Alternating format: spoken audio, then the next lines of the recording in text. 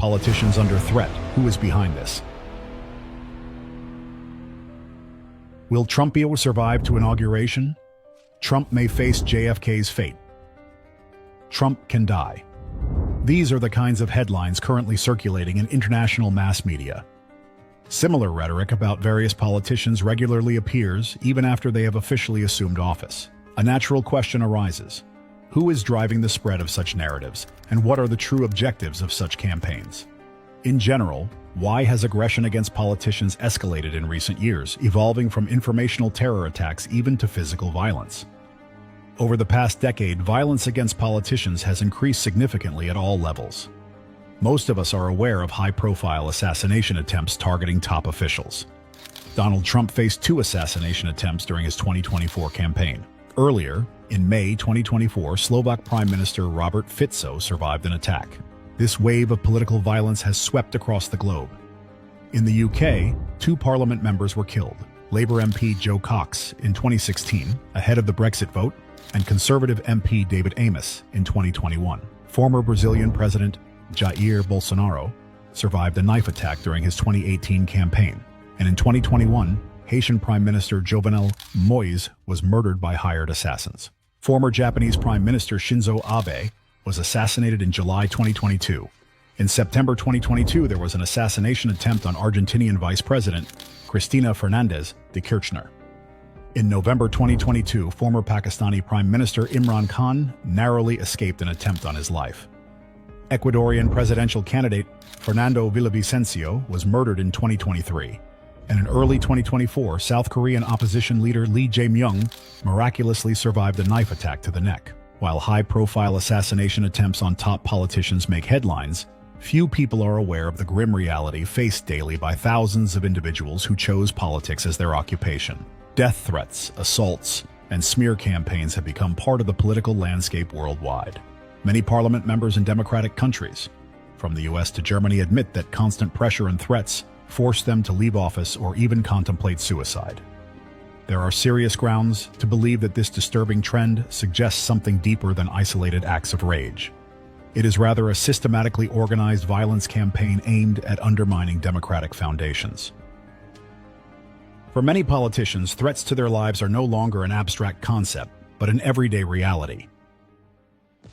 In the UK, following the murder of MP David Amos, Conservative MP Mike Freer for Finchley and Golders Green announced that he and his staff would wear bulletproof vests and activate alarms during constituency events. Rosie Duffield, a Labour Party candidate, spent £2,000 of her own money on security after receiving death threats and later withdrew from local election debates. Conservative MP Elliot Colburn revealed that relentless harassment and psychological pressure urged him to attempt suicide.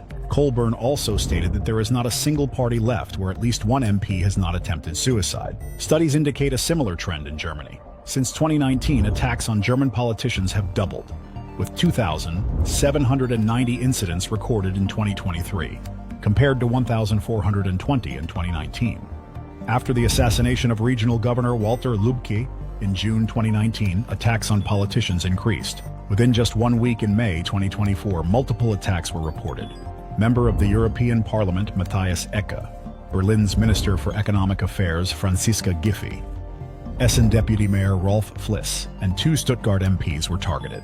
Preliminary data from last year indicate 234 physical assaults on politicians and political activists. This surge of violence undermines Germany's democratic institutions. "We are witnessing an escalation of violence against democracy," said Interior Minister Nancy Faeser. Denmark, like many other countries, is also experiencing a disturbing rise in aggressive political rhetoric and threats against public figures. Years of mounting tension culminated in a physical assault on Prime Minister Mette Frederiksen on the street of Copenhagen. Frederiksen described the incident as a predictable outcome of the long-growing trend of political violence, multiplying threats on social media, and increasingly hostile political discourse. In Canada, Minister of Public Safety Marco Mendicino reported receiving death threats via social media in June 2022. The volume of threats against MPs and other politicians has surged, including verbal assaults and physical aggression. In response to growing concerns regarding their safety, all Canadian MPs were provided with panic buttons to quickly summon police or the Parliament security. Here are the words of politicians who endure physical and verbal attacks. It makes you feel you are not wanted here and should disappear, said a candidate for the center-left Social Democrats (SPD) in district elections in the eastern state of Thuringia. Arsonist set his home on fire after he had organized a protest against extremism in February. Giving up is now an option, although I would have never have thought it before. Nowadays, 3 men shouting at me that I'm a pedophile or a criminal, or we will see where the future leads us, or we all belong in front of a wall, is almost, I would say, business as usual, said Nicholas Ninas, a member of the European Parliament from the Green Party. In the US, threats against members of Congress have surged more than tenfold over the past 5 years. In 2016, there were 902 recorded threats, while in 2021, their number reached 9,600. Recent incidents include a 2017 shooting by a left-wing extremist during a Republican congressional baseball practice, which severely injured Congressman Steve Scalise, a mailing of pipe bombs to more than a dozen prominent Democrats in 2018, a 2020 plot to kidnap Michigan Governor Gretchen Whitmer, a 2022 attempt by a pro-choice advocate to assassinate Supreme Court Justice Brett Kavanaugh at his home, and the attack on Paul Pelosi, husband of House Speaker Nancy Pelosi, in the same year in an attempt to reach her. These facts only represent incidents involving top-level politicians. The reality at the state level is even more alarming. Recent studies revealed that over 40% of public officials and politicians in various states have faced direct threats or attacks in the past 3 years. Additionally, 90% of politicians reported experiencing various forms of violence, including stalking, intimidation, and harassment.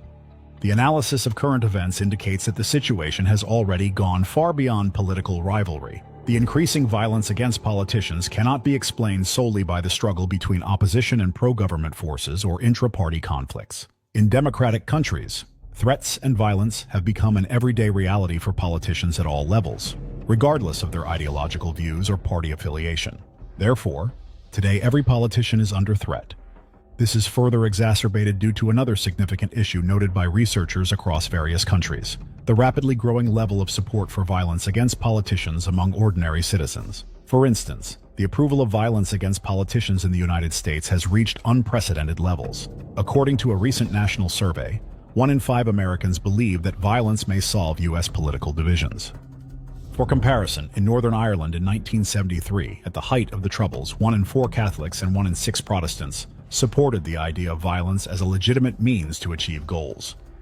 Today, the figures in the United States are approaching these levels. A dangerous transformation is taking place in democratic countries. Violence is no longer considered taboo and is becoming an acceptable way of resolving political divisions. The most alarming trend is that citizens increasingly support aggression against politicians, being unaware of the destructive consequences of such behavior. The shocking statistics presented above are just the tip of the iceberg. Even more concerning is how society and the media trivialize this issue. Violence against politicians is often framed as occupational hazard or presented in a comedic light when politicians are splashed with paint, egged, or pelted with dirt. Behind the comical coverage lies a harsh reality. People who are meant to defend citizens' rights and adopt laws become hostages to fear and harassment. A tragic paradox arises. Those who applaud violence against political figures are dismantling, with their own hands, the very foundation of democracy that they claim to be trying to improve. Under constant psychological pressure, fear, and threats, politicians are simply unable to work productively and fulfill their duties. If this trend continues, the civilized world will face a collapse of the democratic system that has been built over the past centuries. What is the cause? Such a sharp spike in violence has led to a number of scientific studies. Authors of those studies asked the question, why is this happening in a democratic society? How did it come to be that today 1 in 5 Americans believes that violence against politicians is acceptable? When was the frightening line crossed, beyond which violence shifted from being a taboo to an acceptable option? Some researchers say that modern violence against politicians significantly differs from what it was in the past. They point out that radicalization of criminals often occurs on the internet. It is through online communication that individuals are turned into extremists. In other words, a person can sit alone at home, but through a computer screen, they can be manipulated to the point where they are ready to go out and commit acts of violence. Other researchers argue that the rise in violence is due to the emergence of extremist groups that intentionally try to create chaos in society. Why do they target politicians in particular? According to the researchers, extremists do so because politicians symbolize order and stability, values that extremists want to destroy. Their goal, therefore, is not simply to attack a specific individual, but to provoke social unrest and dismantle the system. It is noteworthy that while the said studies accurately describe the situation, they do not answer the key question: who is truly behind these processes and why is it all happening? Researchers failed to identify the root cause because their studies are confined to the context of their own countries, so they are hindered from grasping the full picture. To understand the real causes, one must look beyond the national context and examine the situation on a global scale. The key question to ask is qui prodest? Who benefits? After all, escalation of hatred towards politicians in any given country primarily harms citizens of that country, including representatives of all political parties. That's certainly not in their interest. Can neighboring democratic countries benefit from weakening their democratic neighbor state? Not either, as this entails serious problems. So who strives to destroy democracy worldwide? It can only be a force aiming for unlimited power and the establishment of global totalitarianism. This force must also possess a methodology of hidden manipulation and resources to carry out such operations against democratic states. Today there is such a force in the world that uses distinctive methods to achieve its goals. To understand the nature of that force, you only need to analyze the techniques it employs to manipulate public opinion. Qui prodest? Hidden manipulators. The methodology of inciting hatred in absolutely different countries often displays strikingly similar patterns marked with the same methods of dehumanizing and demonizing political figures. Who actively used those methods and where did they originate from? Chapters 3 and 4 of the Impact documentary answer these questions. Those tactics were refined and employed by apologists under the Third Reich. The tactics enabled Adolf Hitler to transform one of Europe's most advanced societies into a totalitarian regime, with complete suppression of dissent and absolute power of the Führer. The shadow force, referred to in the Impact documentary as global anti-cultism, did not vanish after the democratic world's victory over Nazism. Instead, it continued to evolve, refining and transmitting its methods over the years. Today, the Russian Association of Centers for the Study of Religions and Sects, RATSERS, is the immediate successor to this methodology. Its president, Alexander Dvorkin, is a disciple of the founders of the Third Reich's Apologetic Center. Possessing the methods, however, is only part of the equation. Having resources to apply them is another. Under the aegis of the Russian Orthodox Church, ROC, RATSERS has reportedly achieved significant success in consolidating power in the country it controls, Russia. Over the past 3 decades, RATSERS's activities have contributed to the dismantling of democratic institutions and the erosion of rights and freedoms. As a result, a totalitarian regime of suppression of free thinking has been formed, where ROC, led by the former KGB agent and now billionaire patriarch Kirill, plays a central role. In this situation, it's important to understand that RATSERS actually uses ROC as a tool of influence. Since its incorporation into the ROC structure, RATSERS has long leveraged the church's authority and resources to enhance its control within the country. While such dominance by one religious organization isn't beneficial to the state, as it risks creating an alternative center of power, this aligns perfectly with RATSERS's goals within the ROC, where it has seized total control. This has resulted in the suppression, prohibition, and persecution of all ROC's competitors in Russia. Beyond domestic power consolidation, RATSERS also wields resources to conduct similar activities on a global scale. Applying methods of the Third Reich's Apologetic Center has proven effective in bolstering RATSERS's influence in totalitarian countries. As the leading ideological center of global anti-cultism, RATSERS closely collaborates not only with all branches of Russian authorities, but also with another totalitarian state, China. RATSERS's collaboration with Chinese authorities has enabled a massive campaign against the country's own citizens, causing millions of people to be sent to concentration camps where live organ harvesting occurs. What prevents RATSERS from achieving its goal of ultimate global power and influence? Democratic nations, or more specifically, the presence and work of democratic institutions. Those very institutions which RATSERS dismantled in Russia by lobbying for the country's withdrawal from international treaties on human rights, as well as for its exit from organizations defending democratic rights and for passing laws like the Yarovaya law, actively promoted by Dvorkin. RATSERS's well-targeted effort to isolate Russia from democratic institutions is illustrated by a 2013 statement from its legal committee chair, lawyer Alexander Korolov. Currently, legal scholars and public figures are actively discussing the unreasonableness of Russia's participation in the activities of the Council of Europe, the Parliamentary Assembly of the Council of Europe, and the European Court of Human Rights. Tendencies of European entities to support the activities of sects and cults, political extremist organizations, non-profit organizations acting as foreign agents, as well as homosexuality and other sexual perversions arouse the most significant complaints among the legal community. Contradictions between modern European trends and Russia's socio-political realities are characterized by a deep crisis. From my point of view, the best way out of this situation is for the Russian Federation to withdraw from European institutions and to create independent interstate bodies on the basis of the established Customs Union and the Eurasian Economic Union. In democratic countries, Ratzirs is forced to act more carefully by using affiliated organizations like FECRIS and a network of anti-cult centers and religious organizations, not just ROC. We wrote about the formation of this network in detail in the article dedicated to Ratzirs agents in Ukraine. Through those entities, Ratzirs tries to advocate the introduction of anti-democratic changes in the legislation of democratic countries. Sometimes these attempts are successful, as the 2024 example of France shows.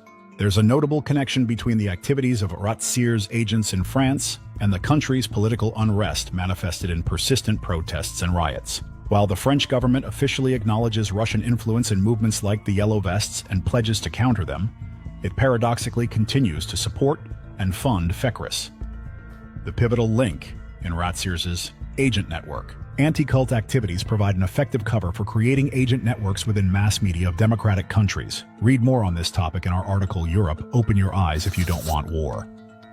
Under the guise of protecting society from dangerous sects and cults, Ratzirs agents connect with journalists and identify those who are willing to smear lawful organizations and individuals for career or financial gain. This network is then exploited to destabilize countries. Coordination and funding of this network by Kremlin officials, including Ratzirs leaders, have been confirmed through leaked emails of Putin's assistant, Vladislav Surkov. Surkov leaks. Why does the shadow force attack politicians? The organization working to dismantle democracy can be conventionally divided into two leagues. While the lower league focuses on the direct fight against alleged cults and sects, the upper league acts at a higher level. It's an organized force which experts consider to be responsible for systematic violence against politicians. The ultimate goal of the upper league is utmost expansion of its power through a staged process. First, the destruction of democracy, then the creation of controlled chaos, and finally the establishment of a new totalitarian order. Therefore, attacks on politicians aren't accidental. They are a key element of this strategy. Politicians, as elected representatives of the people, provide a vital connection between citizens and the public administration system. Without this connection, democracy cannot function effectively. The shadow force deliberately incites assassinations and attacks, creating an atmosphere of terror and constant fear among political figures. At the same time, a massive campaign of slander and disinformation against politicians is carried out through the media. This propaganda influences the population, radicalizing public attitudes toward politicians and fostering growing hatred against them. All of that further hinders politicians' normal work, keeping them under incessant pressure and harassment. Consequently, politicians are unable to effectively fulfill their duties, and democratic institutions become paralyzed. Yet, if, for any reason, politicians are unable to fulfill their functions, someone else will step in to take their place. That's precisely how Ratzirs agents, through their systematic attacks on political figures, disrupt normal functioning of democratic governance, ultimately undermining and dismantling democracy as such. Now, let's return to the dehumanizing headlines we cited at the beginning of this article. Let us carefully examine who is truly behind this campaign of hate incitement. A thorough analysis of international publications discussing Donald Trump's potential death reveals a clear network of connections that consistently lead to Alexander Dvorkin and his organization, Ratzirs. This network can be traced through the key Western media outlets that disguise their true intentions as objective journalism. Take, for instance, the British Daily Mail. By publishing a provocative article saying that Trump could be assassinated like JFK, this media outlet uses the same rhetoric as in its other well-known anti-cult materials, for example against Tulsi Gabbard, whom they call a cult devotee. It is noteworthy that the same media outlet actively promotes ideas of the authoritative anti-cultist Alexandra Stein, whose connections with Dvorkin and his methodology have long been no secret. The Daily Beast in the US, which posted a prediction about Trump's possible death, is also part of this network. This media is known for its anti-cult rhetoric, including against Trump's team. It also repeats the narrative by calling Tulsi Gabbard a cult member. Notably, one of the authors in this media outlet is Matt Bernardini, who represents a link in the American anti-cult chain, which includes Dave Troy. The latter is, in turn, directly connected to Dvorkin's close circle through participation in joint organizations, events, and public appearances. The situation in Ukrainian mass media is especially indicative. The Union Agency, which replicates hints that Trump may not live to see his inauguration, has direct links with Dvorkin's entities. This news agency actively supported the All-Ukrainian Apologetics Center in the name of John Chrysostom, a direct representative office of Ratzers in Ukraine, coordinated by Pavel Broid. Moreover, Union openly covered activities of another organization in Dvorkin's empire, the Dialogue Center. Behind the seemingly unrelated publications in the international media, there is a single network of influence where all the threads invariably converge to one puppeteer, Dvorkin and Ratzers. This clearly evidences the existence of a global system that uses the same methods of dehumanization against religious organizations and political figures. Whatever thread we pull in this tangle of dehumanizing rhetoric, be it international publications, anti-cult campaigns, or harassment and physical elimination of politicians, all of them inevitably lead to the same source. Behind thousands of attacks on politicians, manipulative articles in mass media, and systematic programming of public consciousness, there is one well-built structure. The methods honed on religious organizations are now being applied as deadly weapons to undermine democratic institutions through dehumanization of political figures. Politicians are harassed via the same methods as those used by Ratzers to promote dehumanizing rhetoric against people whom they label as cult members. In both cases, the goal is identical: to ruin democracy, human rights and freedoms, and to create controlled chaos. However, bullying organizations with the cult stigma, provoking persecution of innocent people, and organizing events such as the Waco tragedy in Texas, USA, is a long way to destroy democracy, whereas using methods of dehumanization and inciting hatred against politicians is a much shorter and more effective way to destabilize society. The parallel between dehumanization of politicians and the mechanisms that Ratzers uses against so-called cult members deserves special attention. In modern discourse, the word politician has gained the same negative connotation as the word cult member. Both terms automatically cause rejection and are perceived by human consciousness as a marker of what society should cleanse itself of. That's not a mere coincidence. The same methods and perpetrators pursuing a common goal are behind both dehumanization campaigns. Most observers do not notice this connection, just as they once didn't notice the true nature of anti-cult campaigns. Instead of seeing the systemic and global nature of the problem, they try to deal with individual manifestations, disinformation, deception, and imaginary competitors, not understanding the scale of the threat to global democratic institutions. Almost every politician faces this kind of harassment, and in their case, the upper league of the same structure is involved, invariably leading to Dvorkin and his Ratzers. Dvorkin adopted the methods of psychological manipulation developed by the Apologetics Center in Nazi Germany. So today, under his leadership, present-day journalists use the same inherited manipulative techniques against political figures, achieving similar destructive results. It is worth noting that politicians are accused of cultism too, but this tactic belongs to the lower league of the aforementioned organization. This kind of approach also yields results. Many politicians who were targeted by assassins were dehumanized in this manner. The upper league of the said structure doesn't have to necessarily use these wordings. The campaign they initiate against a chosen politician is primarily supposed to cause people who are influenced by this kind of rhetoric to stop seeing that politician as a human being. Such a strategy ensures a double effect. Firstly, it paralyzes political activity by plunging politicians into a constant state of fear for their safety and preventing them from performing their duties properly. Secondly, it creates conditions for physical elimination of politicians who pose a particular threat to Ratzer's goals, typically those who are staunch defenders of democratic values. It has been observed that assassination attempts often occurred on the eve of important legislative decisions or agreements aimed at protecting human rights and freedoms. Those attacks were preceded by large-scale media and social media campaigns orchestrated by Ratzer's network of agents and designed to dehumanize and demonize the targeted politician. Behind all of this stands one man with his global ambitions of establishing a new totalitarian order in our world. Programming the lone wolves. Massive information attacks in the media, which are essentially information terrorism, have a powerful impact on the consciousness of a large number of people. Among this mass, there is always a person with emotional lability, especially susceptible to such influence. This individual becomes the ultimate perpetrator of a crime against a politician, acting like a programmed weapon in the hands of those orchestrating the informational campaign. A striking example of this mechanism was the recent assassination attempt on Slovak Prime Minister Robert Fico. The attacker, Juraj Cintula, committed this crime under the powerful influence of propaganda from the RTVS television company, the very organization whose proposed reforms he called the reason for his actions. However, the real cause lies deeper. RTVS used special methods of psychological manipulation developed and implemented in the media by Alexander Dvorkin, a disciple of Walter Kunneth. In fact, Cintula is just as much a victim as Prime Minister Fico. He is not a criminal, but a person whose consciousness was deliberately distorted. When subjected to targeted informational assaults, individuals with unstable mental health become victims just as much as those they are manipulated to target. To uncover the true culprits, it is necessary to meticulously analyze all the information the individual consumed, not only immediately before the crime, but also over an extended period.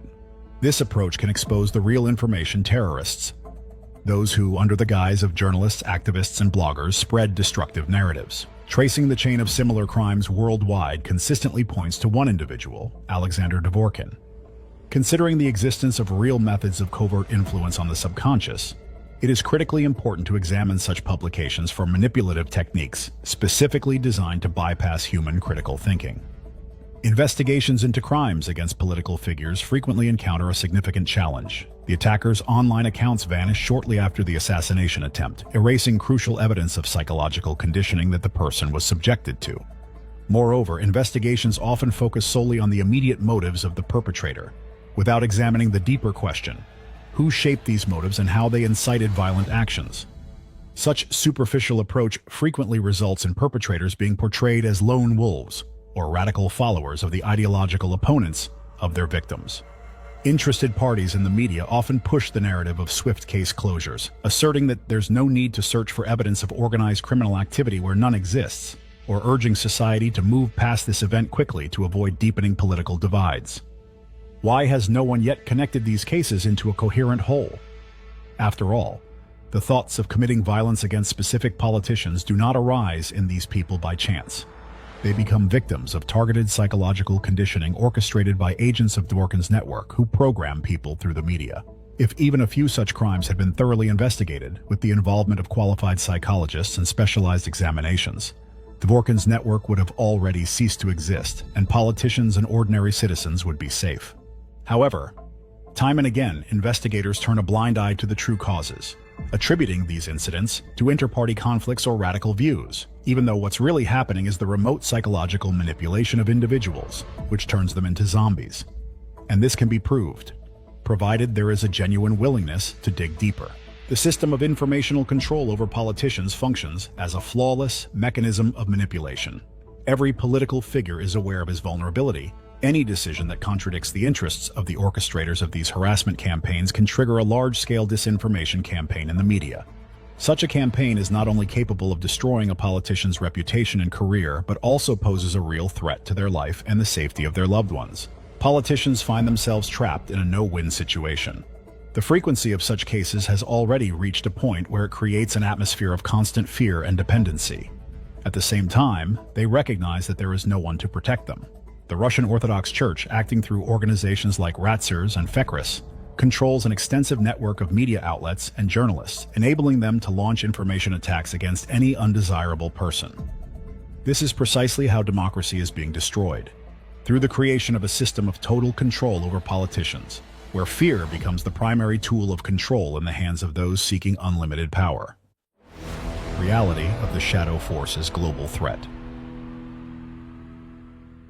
After World War II, special attention was paid to the creation of international institutions that would guarantee the prevention of the horrors that humanity went through as a result of the formation of a totalitarian regime armed with the methodology of dehumanization and the destruction of all dissent. In fact, these are the methods of the Inquisition, and they were used earlier in the history of mankind.